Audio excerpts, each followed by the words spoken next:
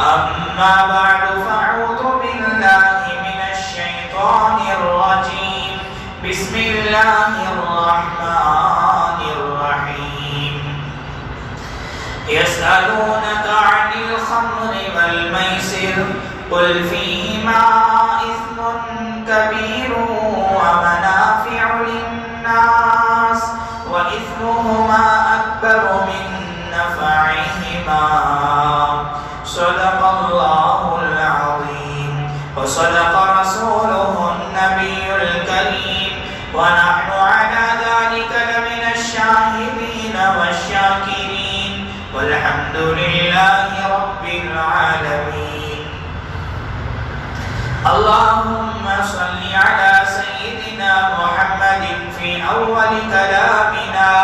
اللهم صل على سيدنا محمد في أوسط كلامنا. اللهم صل على سيدنا محمد في آخر كلامنا. اللہ کے نام سے شروع کرتا ہوں جو بڑا مہربان نہایت رحم کرنے والا ہے. ہر قسم کی حمد و ستائش تمام قسم کی تعریفوں کے لائق وہی ایک اللہ پاک کی ذات ہے جو ہم سب کا پیدا کرنے والا اور پالنے والا ہے. ساری کائنات کا خالق حقیقی اور ہر ذرے کا مالک و مختار ہے. جو چاہتا ہے وہ کرتا ہے. اس کے کرنے کرانے میں، اس کی قوت و طاقت میں، اس کے روب اور دبدبے میں، اس کے ارادے اور فیصلے میں کوئی اس کا شریک نہیں، کوئی اس کا ہمسر نہیں ہے. درود و سلام نازل ہو میرے اور آپ کے آقا جناب محمد رسول اللہ صلی اللہ علیہ وسلم پر، آپ کے آل پر، آپ کے ازواج پر، آپ کے اہل بیت پر، آپ کے ماننے والوں پر.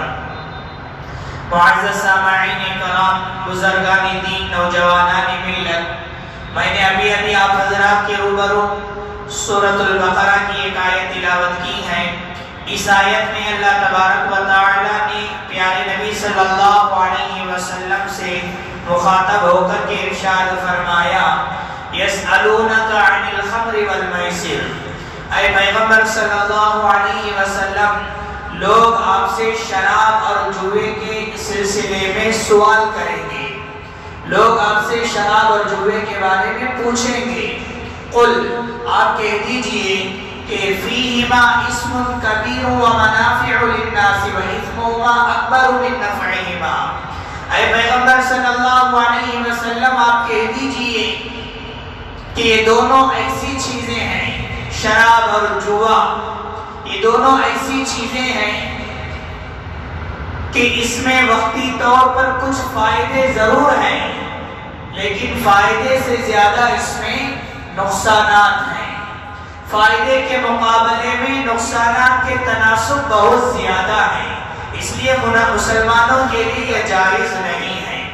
حضرات، یہ وہ آیت ہے جس آیت میں شراب کے حرمت کے سلسلے میں اللہ تبارک و تعالی نے بتدریجاً احکامات کو نازل فرمایا.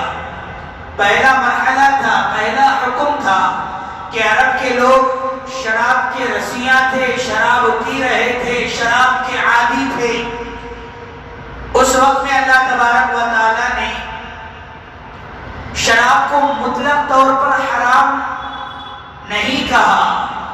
اس وقت میں اللہ تبارک و تعالی نے پہلے یہ کہا کہ مسلمانوں کہ شراب کے اندر کچھ فائدے ضرور ہیں، لیکن اس کے نقصانات فائدے سے کہیں زیادہ ہیں. اس کے نقصانات پیارے نبی صلی اللہ علیہ وسلم نے کئی احادیث کے اندر فرمایا کہ شراب کے نقصانات، شراب ام الخبائث میں سے ہے. ایک روایت میں کہ ام الفواحش قرار دیا گیا. شراب کو ام الخبائث، تمام برائیوں کی جڑ بھی کہا اور ام الفواحش بھی قرار دیا گیا.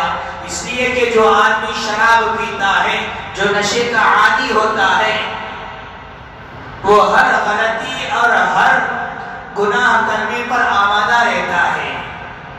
نسائی شریف کی ایک حدیث میں بنو اسرائیل کے ایک نوجوان ایک عبادت گزار کا واقعہ نقل کرتے ہیں کہ بنو اسرائیل کا ایک عبادت گزار ایک عورت کے جھانسے میں پھنس گیا.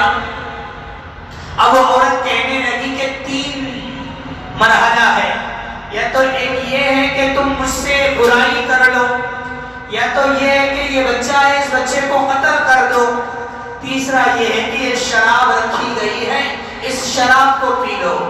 ان تینوں میں سے کوئی ایک چیز بھی اگر آپ کر لیں گے تم میرے جھانسے سے چھوٹ جاؤ گی. اب یہ عبادت گزار بندہ اپنی جان چھڑانے کے لیے اس نے دیکھا کہ عورت سے برائی کرنا تو بہت بڑا گناہ ہے، بچے کا قتل تو بہت بڑا گناہ ہے، شراب بھی بہت بڑا گناہ ہے. لیکن عبادت گزار نے یہ سوچا کہ چلو میری اپنی جان چھڑانے کے لیے، اس کے نظر میں شراب ہلکی سی معلوم ہونے لگی، لہذا اس نے چاہا کہ میں شراب پی کر اپنا جان بچا لیتا ہوں، جان چھڑا لیتا ہوں. لہذا اس نے شراب پی لی. جیسے ہی اس نے شراب پی، آپ یقین نہیں کریں گے کہ جیسے ہی اس نے نشہ کر لیا، جیسے ہی نشے میں سما گیا تو نشے میں آ کر اس عورت سے برائی بھی کر لی اور بچے کا بھی قتل کر دیا. یہ تینوں برائی میں مبتلا ہو گیا. اسی لیے پیارے نبی صلی اللہ علیہ وسلم نے کہا کہ شراب یہ ام الخبائث میں سے ہے، یہ ام الفواحش ہے، تمام برائیوں کا جڑ ہے. اس لیے ہم لوگوں کو چاہیے کہ نشے سے دور رہیں. حضرات، اللہ تبارک و تعالیٰ نے انسان کو جو عقل دے رکھی ہے یہ بہت بڑی دولت ہے، یہ بہت بڑی نعمت ہے. اسی عقل کی وجہ سے انسان اچھے اور برے میں تمیز کرتا ہے. اسی عقل کی وجہ سے انسان حلال اور حرام کے درمیان میں تمیز کرتا ہے. اسی عقل کی وجہ سے انسان دوست اور دشمن میں تمیز کرتا ہے. یہ شراب یہ کام کرتی ہے کہ انسان کو عقل سے محروم کر دیتی ہے. جو بھی آدمی شراب پیتا ہے، جو بھی آدمی نشہ کرتا ہے، سب سے پہلا یہ ہوتا ہے کہ اس کا عقل مخمور ہو جاتا ہے، اس کا عقل مارے جاتا ہے. عقل رکھ کر بھی اس کا عقل کام نہیں کرتا.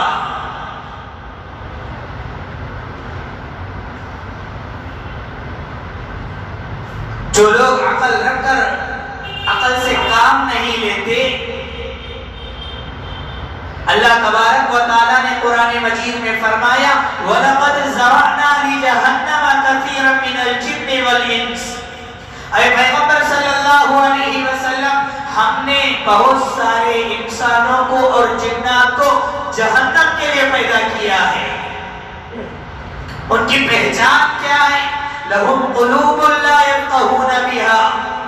دل رکھتے ہیں لیکن دل سے سمجھتے نہیں. دل رکھتے ہیں لیکن اچھی باتیں دل سے سمجھتے نہیں، عقل سے سمجھتے نہیں. وَلَهُمْ أَعْيُنٌ لَا يُبْصِرُونَ بِهَا. آنکھ رکھتے ہیں لیکن اچھی باتیں دیکھتے نہیں. وَلَهُمْ آذَانٌ لَا يَسْمَعُونَ بِهَا. کان رکھتے ہیں لیکن اچھی باتیں سنتے نہیں. اولئک کالانعام. یہی لوگ ہیں جو چوپائے ہیں، یہی لوگ ہیں جو جانور ہیں، نادان ہیں. اللہ تعالیٰ نے اس سے بھی آگے بڑھ کر فرمایا کہ اولئک کالانعام بل هم اضل. یہی لوگ ہیں جو جانور ہیں، بلکہ جانور نہیں، جانور سے بھی بدتر ہیں.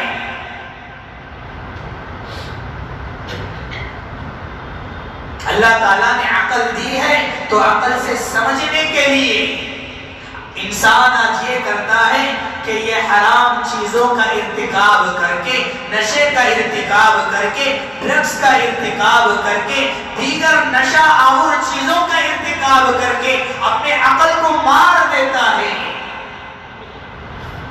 عقل سے محروم ہو جاتا ہے. اسی لیے زندگی کے ہر قدم پر عقل سے کام لو. کوئی بھی ایسا کام، کوئی بھی ایسا گناہ ارتکاب کرنے سے بچو جو آپ کے عقل کو ختم کر دے، آپ کے عقل کو محروم کر دے، آپ کے عقل کو مخمور کر دے.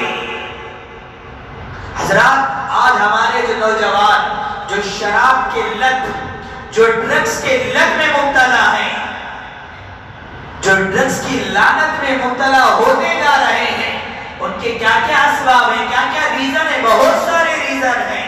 سب سے پہلا ریزن یہ ہے کہ آج ہمارے نوجوان جو ڈرگز کے عادی ہوتے جا رہے ہیں، نشے کے چیزوں کے عادی ہوتے جا رہے ہیں، شراب کے عادی ہوتے جا رہے ہیں، گٹکے اور سگریٹ کے عادی ہوتے جا رہے ہیں، سب سے پہلا ریزن اور وجہ یہ ہے کہ فیشن۔ سب سے پہلا ریزن فیشن۔ آج ہمارے نوجوان سگریٹ پیتے کیوں ہیں؟ کیونکہ فیشن ہے۔ شراب پیتے کیوں ہیں؟ کیونکہ فیشن ہے۔ بیئر پیتے کیوں ہیں؟ کیونکہ فیشن ہے۔ آج ہمارے بہت سارے نوجوان جو حرام چیزوں کے مرتکب ہیں، شراب کے لت میں مبتلا ہو گئے ہیں، ڈرگز کے لعنت میں مبتلا ہو گئے ہیں، تو اس کا سب سے پہلا ریزن یہی ہے کہ فیشن۔ آج ہمارے نوجوان نشہ کرنے کو فیشن سمجھتے ہیں۔ اور اسی طرح سے حضرات، آج ہمارے نوجوان جو ڈرگز میں مبتلا ہیں، اس کی دوسری وجہ یہ ہے کہ دوستوں کی دوستی، معصیتوں کی دوستی، خطاؤں کی دوستی، غفلت کی دوستی، بیکار لوگوں کی دوستی، جاہلوں کی دوستی، برے لوگوں کی دوستی۔ آج ہمارے بچے غلط دوستوں سے مل کر کیا کیا کر رہے ہیں۔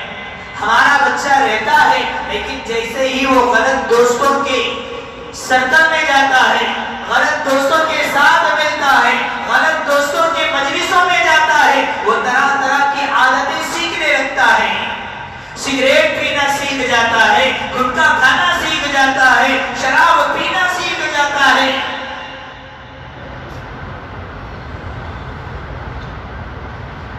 اسی لیے والدین کی ذمہ داری بنتی ہے کہ اپنے بچوں پر کڑی سے کڑی نظر رکھیں۔ اور اسی طرح سے حضرات، آج ہمارے نوجوان جو ڈرگز کے لعنت میں مبتلا ہیں، اس کا تیسرا ریزن یہی ہے کہ مال کی فراوانی۔ اللہ تعالیٰ نے مال دے رکھی ہے، دولت دے رکھی ہے، باپ دادا کی جائیداد میں وراثت ملی ہوئی ہے، دولت ملی ہوئی ہے۔ اب اس دولت کو کہاں خرچ کرنا ہے اسے سمجھ میں نہیں آتی، اس مال کو کہاں خرچ کرنا ہے اسے سمجھ میں نہیں آتی، مال کو کہاں جائز طریقے سے خرچ کرنا ہے اسے معلوم نہیں ہوتا، لہذا وہ حرام راستوں میں خرچ کرنا شروع کر دیتا ہے۔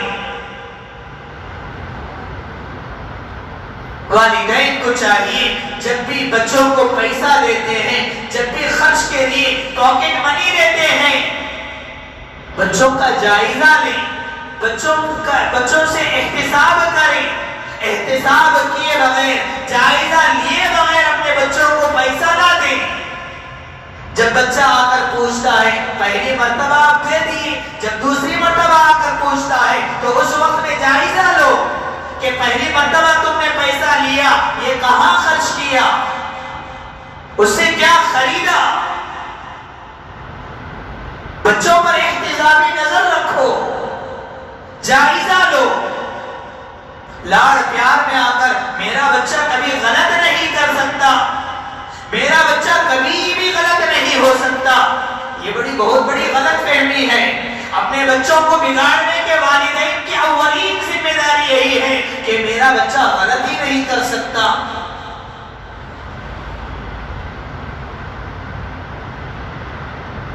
مال اللہ تعالیٰ نے آپ کو دی ہے، دولت دی ہے، تو صحیح جگہ اس کو استعمال کرو، صحیح جگہ خرچ کرو۔ اور اسی طرح سے حضرات، آج ہمارے نوجوان جو ڈرگز کے لعنت میں مبتلا ہے، شراب کی لعنت میں مبتلا ہے، نشہ آور چیزوں میں مبتلا ہے، اس کا ایک وجہ یہ بھی ہے زندگیوں کی ناکامیوں کا، زندگیوں کی ناکامیوں کو بھولنا۔ پیار میں ناکام ہو گیا، اس لیے پیار کو بھلانے کے لیے میں نشہ کر رہا ہوں۔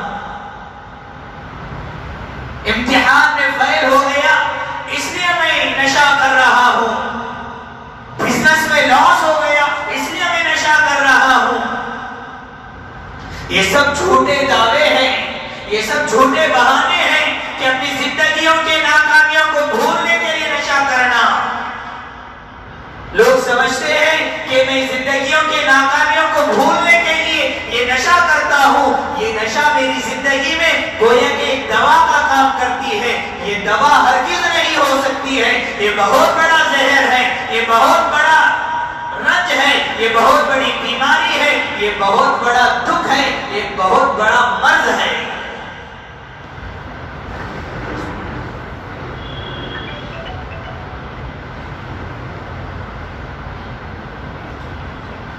اگر آپ زندگی میں ناکام ہو گئے، بزنس میں لاس ہو گیا، امتحان میں فیل ہو گئے، کتنے ایسے چیزیں ہیں آپ دل لگا سکتے ہیں، نماز میں دل لگا سکتے ہیں، دوسرے ہنر میں دل لگا سکتے ہیں. کوئی ہنر سیکھنے کے لیے اگر آپ دل لگا سکتے ہیں، لیکن آج وہی جو محاورہ ہے، کہتے ہیں نا طبیب جو چاہا، مریض جو چاہا طبیب بھی وہی دیا. یعنی پیشنٹ جو چاہا ڈاکٹر بھی وہی دیا. بخار ہے، ڈاکٹر کے پاس جانا ہے، پہلے ہی سے بیمار آدمی چاہتا کیا ہے، ڈاکٹر مجھے انجیکشن نہ دے تو بہت اچھا ہے. اب جاتا ہے ڈاکٹر کے پاس جانے کے بعد ڈاکٹر بھی صرف دوائی دے کر بھیج دیتا ہے. اسی کو کہتے ہیں مریض جو چاہا طبیب بھی وہی دیا. انسان پہلے سے نشہ کرنا چاہتا ہے، یہ بہانہ ہے کہ میں زندگی میں ناکام ہو گیا اس لیے میں نشہ کر رہا ہوں. بہت سارے لوگ جو سگریٹ پیتے ہیں، بیڑی پیتے ہیں، گٹکا کھاتے ہیں، ان لوگوں سے پوچھو کہ آپ یہ کیوں کر رہے ہیں، سگریٹ کیوں پیتے ہیں، تو وہ لوگ کہیں گے کہ مجھے بہت ٹینشن ہے اس لیے میں پیتا ہوں. ارے بھائی ٹینشن ہے تو دوسرے چیزوں میں دل لگاؤ. یہ سب چھوٹے بہانے ہیں، اس سے بچنا ہمارے لیے بہت ہی ازحد ضروری ہے. حضرات اسی طرح سے آج ہمارے نوجوان جو ڈرگس کے عادی ہوتے جا رہے ہیں، اس کے کئی ساری وجوہات ہیں. اس لعنت میں کیا غریب کیا مالدار، ڈرگس کی لعنت میں جو مبتلا ہیں، جو شراب کی لعنت میں جو مبتلا ہیں، کیا غریب کیا مالدار. ہر آدمی اس میں مبتلا ہے، لیکن ہر ایک کے نشہ کرنے کا طریقہ اور اعتبار الگ الگ ہے. مالداروں کا نشہ کرنے کا طریقہ الگ ہے، غریبوں کا نشہ کرنے کا طریقہ الگ ہوتا ہے. مالداروں کا نشہ بہت قیمتی ہوتا ہے. مالداروں کا نشہ وہ حشیش ہے، وہ چرس ہے، وہ گانجا ہے، وہ شراب ہے، وہ براؤن شوگر ہے، وہ مورفین ہے، وہ افیون ہے. بہت سارے قیمتی نشے مالدار لوگ کرتے ہیں. یہیں پر مالدار لوگ جو نشہ کرتے ہیں، جو ایک غریب گھرانے میں جو جھونپڑیوں میں رہنے والا ہے وہ بھی نشے کا عادی ہوتا ہے. اس کا نشہ کیا ہے؟ بہت ہی کم درجے کا نشہ ہوتا ہے، لیکن نشہ ہوتا ہے. لیکن غریبوں کا نشہ کیا ہوتا ہے؟ وہ پنچر لگانے کا جو سلوشن ہوتا ہے، پیٹرول ہوتا ہے، جو بچوں کا جو سرپ ہوتا ہے، اس سے بھی نشہ کرتے ہیں لوگ. آج میڈیکل میں کام کرنے والے لوگ آ کر کہتے ہیں کہ حضرت چھوٹے چھوٹے بچے 8ویں کلاس 9ویں کلاس میں پڑھنے والے بچے ہمارے میڈیکل میں آ کر یہ سرپ خریدتے ہیں. یہ سرپ ان کو صحت کے لیے نہیں، بیماریاں اس لیے نہیں خریدتے. صاف معلوم ہوتا ہے کہ یہ بچہ یہ ٹینک اس لیے لے رہا ہے، یہ سرپ اس لیے لے رہا ہے تاکہ اس سرپ کے ذریعے سے نشہ کروں. پنچر لگانے کا جو ٹائر پنچر لگانے کا جو سلوشن ہوتا ہے اس سے لوگ نشہ کرتے ہیں.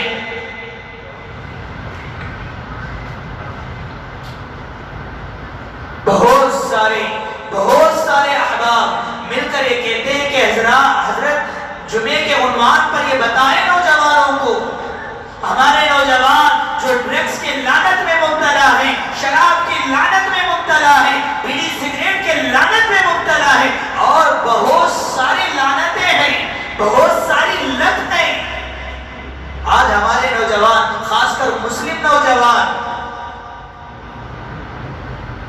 اس لیے ہم لوگوں کو چاہیے کہ ہم ان چیزوں سے بچیں۔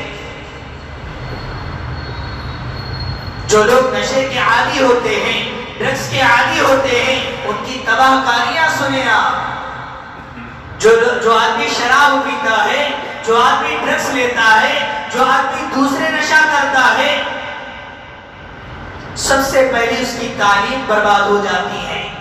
خاص کر جو اسکولوں اور کالجوں میں، یونیورسٹیوں میں جو پڑھ رہے ہیں، وہ نوجوان کال کھول کر سنیں۔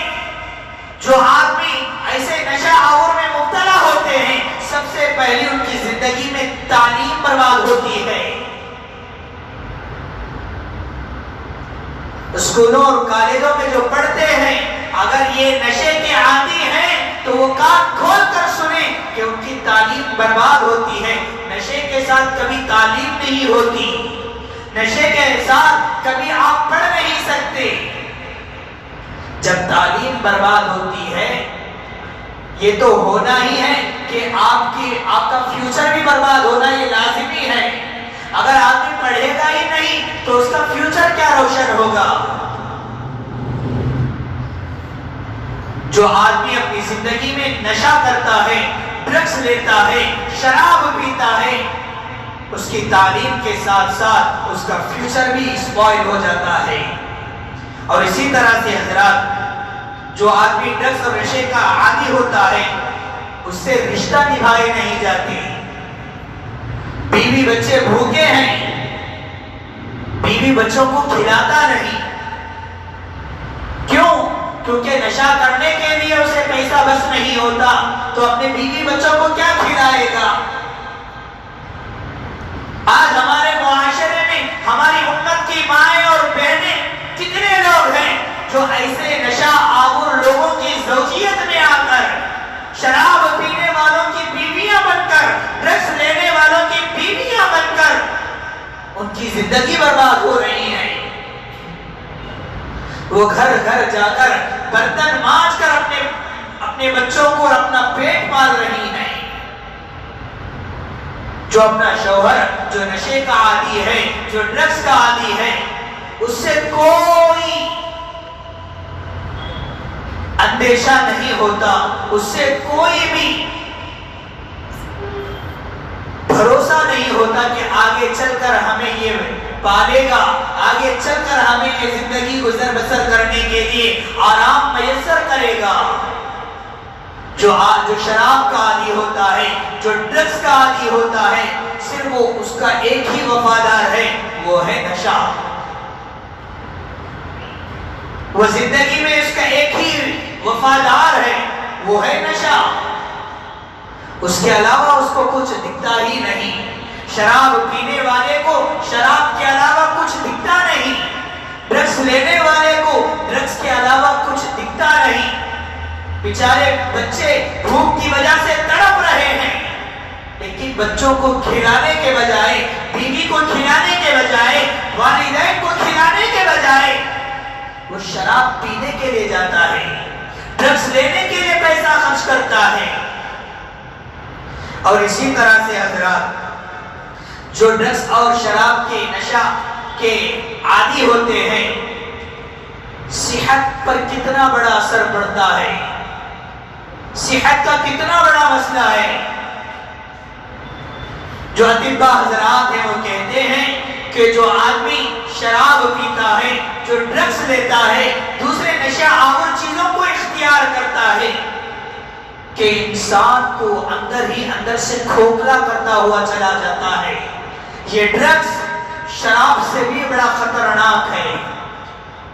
پیارے نبی صلی اللہ علیہ وسلم نے شراب نوشی، شراب پینے والوں کے اوپر لعنت فرمائی ہے۔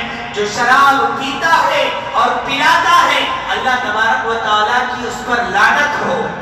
جو شراب بیچتا ہے، جو خریدتا ہے، اس پر بھی اللہ کی لعنت ہو۔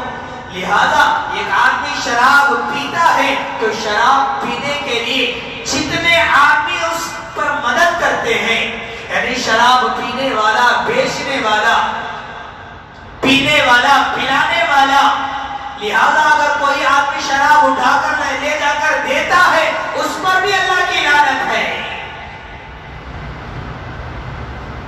جو شراب کے دکانوں میں کام کرتا ہے اس پر بھی اللہ کی لعنت ہے۔ جو شراب کے لیے دکان کرائے میں دیتا ہے اس پر بھی اللہ کی لعنت ہے۔ پیارے نبی صلی اللہ علیہ وسلم نے ایک لمبی فہرست بیان فرمائی ہے، اس لیے ہم ان تمام چیزوں سے بچنا بہت ہی ضروری ہے۔ حضرات اسی طرح سے جو ڈرگز کے عادی ہوتے ہیں، جو نفسیاتی امراض کے شکار ہوتے ہیں، ڈپریشن کے شکار، پہلے زمانے میں یہ نفسیاتی امراض نہیں رہتا تھا، ڈپریشن کا تصور بھی نہیں تھا، لیکن آج کے زمانے میں نفسیاتی امراض حد سے زیادہ بڑھتے جا رہے ہیں، ڈپریشن کا مرض حد سے زیادہ بڑھتا ہوا جا رہا ہے۔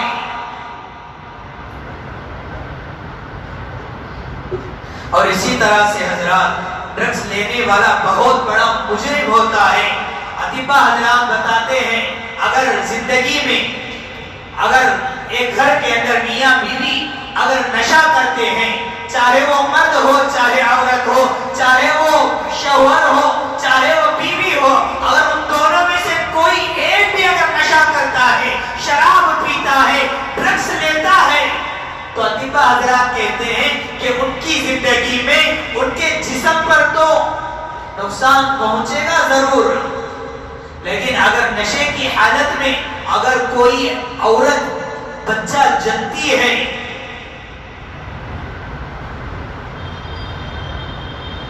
بچہ جننے کے بعد جو بچہ پیدا ہوتا ہے اس معصوم بچے کی صحت پر بھی بہت بڑا اثر پڑتا ہے۔ میڈیکل سائنس کا یہ جائزہ ہے، اگر نوجوان ڈرگز کے لعنت میں مبتلا ہے، شراب کے لعنت میں مبتلا ہے، اور سے سنو، شادی کے بعد اگر بچے ہوتے ہیں تو آپ کے بچوں کے اوپر صحت کا بہت بڑا اثر پڑے گا۔ آج ہمارے معاشرے میں جیسا کہ میں نے کہا کہ یہ جو شراب نوشی ہے، ڈرگز کے عادی ہیں، اس کا سب سے پہلا ریزن یہی ہے فیشن۔ سب سے پہلا ریزن فیشن، فیشن کے طور پر شراب پیتے ہیں۔ مرد تو مرد، آج کل کی عورتیں نشہ کرتی ہیں، ہم نے اپنے آنکھوں سے دیکھا ہے، مسلمان عورتیں، نوجوان لڑکیاں، سگریٹ تو دور کی بات، شراب اور ڈرگز کے عادی۔ اللہ حفاظت فرمائے، ہم اپنے بچوں پر کڑی نظر رکھیں اور اپنے بچوں کو اور آنے والی نسلوں کو اس سے محفوظ رکھیں۔ اور اسی طرح سے حضرات دنیا کا ہر ملک، ملک کا ہر قانون کے اندر یہ ڈرگز کو بین کیا گیا ہے۔ جو شراب ہے، شراب کی بوتلوں پر بھی لکھا ہوا ہوتا ہے، جو سگریٹ ہے، سگریٹ کے ڈبے میں بھی لکھا ہوا رہتا ہے کہ کتنا ہانیکارک ہے، لیکن اس کے باوجود ہر ملک، دنیا کا ہر ملک اس میں ناکام ہے، اسے کنٹرول نہیں کر پاتا۔ بہت سارے ممالک میں یہ جو ڈرگز کے، اگر ڈرگز پکڑا جائے اس کو سزائے موت ہے، موت کی سزا سنا دیتے ہیں، لیکن اس کے باوجود بھی دنیا کا ہر ملک اسے کنٹرول کرنے سے ناکام ہے۔ تو اس کا سب سے بڑا ریزن یہی بتاتے ہیں کہ رشوت، جس معاشرے میں رشوت پائی جاتی ہے اس معاشرے میں ہر برائی پنپنے لگتی ہے۔ اگر شراب حکومت پکڑ لیتی ہے، ڈرگز پکڑ لیتی اس کے باوجود بھی بڑی رقم دے کر لوگ چھوٹ جاتے ہیں، رشوت دے کر لوگ چھوڑ جاتے ہیں۔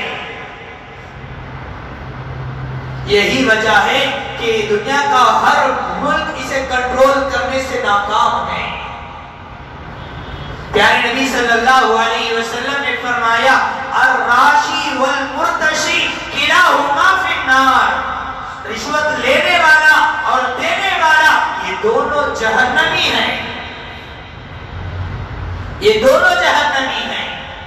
حضرات یہ بہت سارے ریزن، بہت سارے اسباب ہیں جو ڈرگس کے لعنت میں مبتلا ہونے کے لیے، لیکن ہم اسے بچنے کے لیے کیا تدابیر اختیار کر سکتے ہیں، کیا عملی پلاننگ کر سکتے ہیں اپنے بچوں کو اس لعنت سے بچانے کے لیے؟ سب سے پہلے جیسا کہ میں نے کہا کہ اپنے بچوں پر احتسابی نظر رکھو، اپنے بچوں کا جائزہ لو، کبھی کبھار اپنے بچوں پر شک کی نظر سے دیکھ لیا کرو۔ شک کی نظر دیکھنا یہ جائز ہے، خامخواہ کی شک کی نظر نہیں ہے۔ اپنے بچوں کی تربیت کرنے کے لیے، اپنے بچوں کی زندگی سنوارنے کے لیے اپنے بچوں پر احتسابی نظر رکھو کہ وہ کہاں جا رہا ہے، میں نے جو پیسہ دیا وہ کہاں خرچ کر رہا ہے۔ اور اسی طرح سے حضرات اپنے بچوں کا فرینڈ سرکل کو جائزہ لو کہ میرا بچہ کن سے مل رہا ہے، میرے بچوں کا فرینڈ سرکل کیا ہے، کہ وہ اچھے دوستوں سے مل رہا ہے، کہ ان دوستوں کے اندر کیا کیا برائی پائی جاتی ہے۔ یہ احتسابی نظر رکھنا والدین کی اولین ذمہ داری بنتی ہے۔ اور اسی طرح سے حضرات جن کے بچے رات میں تاخیر سے آتے ہیں، اس پر پابندی لگانا بہت ضروری ہے۔ یہ جو ہمارے بچوں میں سے جن کے بچے رات میں تاخیر سے آتے ہیں، اس پر روک لگائیں، اس لیے کہ جتنے بھی غلط کام ہوتے ہیں رات میں ہوتی ہیں، جتنے بھی غلط کاروبار پائی جاتی ہے یہ رات کے اندھیرے میں پائی جاتی ہے، جتنے بھی اسمگلنگ ہوتی ہے یہ رات کے اندھیرے میں ہوتی ہے۔ اسی لیے اللہ تبارک و تعالیٰ نے سورۃ الفلق میں فرمایا وَمِن شَرِّ غَاسِقٍ إِذَا وَقَبَ، میں اللہ تبارک و تعالیٰ سے رات کے اندھیرے سے پناہ مانگتا ہوں جبکہ وہ رات کا اندھیرا چھا جائے۔ چور چرانے کے لیے رات کا انتظار کرتا ہے، زانی زنا کرنے کے لیے رات کا انتظار کرتا ہے، ڈاکو ڈکیتی کے لیے رات کا انتظار کرتا ہے۔ اسی لیے اپنے بچوں کو رات میں باہر نکلنے سے روک لگائیں۔ اور اسی طرح سے حضرات بہت سارے ریزن ہیں، اپنے بچوں کو ان سے بچانا والدین کی ذمہ داری بنتی ہے۔ دعائے رب العالمین سے اللہ تبارک و تعالی ہم تمام کو قرآن مجید اور پیارے نبی صلی اللہ علیہ وسلم کے احکامات کو سن کر عمل کرنے کی توفیق نصیب فرمائیں۔ آمین وآخر دعوانا الحمدللہ رب العالمین۔